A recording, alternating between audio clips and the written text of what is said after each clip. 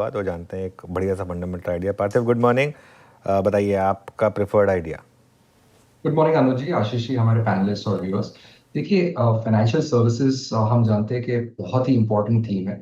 और इसमें कोई नेशियन प्लेयर अगर मिल जाए जहाँ पे लॉन्ग टर्म में बहुत अच्छी स्ट्रैटेजी से बिजनेस ग्रो करे, तो I think it's an ideal portfolio candidate.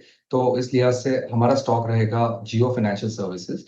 जी, सबसे पहले मैं बताऊं कि ये अभी 2 लाख करोड़ के मार्केट कैप पे है। लेकिन इसकी जो अभी नेटवर्थ है वो 1,40,000 करोड़ है।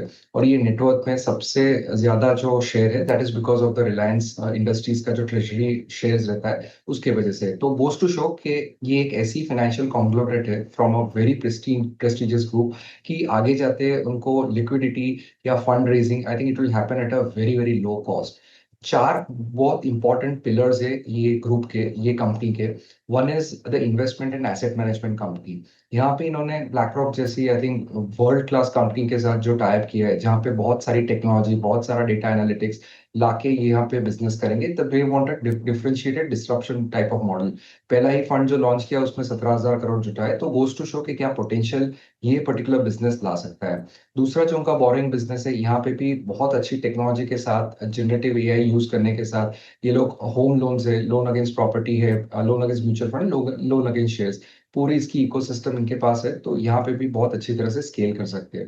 पेमेंट बैंक का जो बिजनेस है, जहाँ पे उन्होंने एसबीआई का जो जॉइंट वेंचर था उसमें एसबीआई से स्टेक खरीद के अभी 100% उनकी फुल्ली सब्सिडरी करती है, तो ये बिजनेस भी अच्छा खासा जुटा रहा है। तो यहाँ पे भी हमें लग रहा है कि स्केल अप आगे जाते बहुत अच्छा होगा।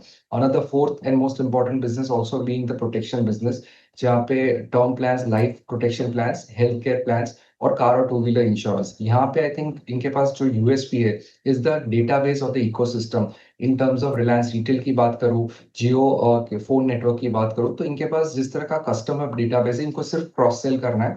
तो बहुत ही बढ़िया इकोसिस्टम है। हमें लग रहा है कि ये जो अभी 2 लाख करोड़ का मार्केट कैप है, आने वाले आई थिंक 5 साल में it can easily be 6 to 7 lakh crore market cap based on the scale that is expected.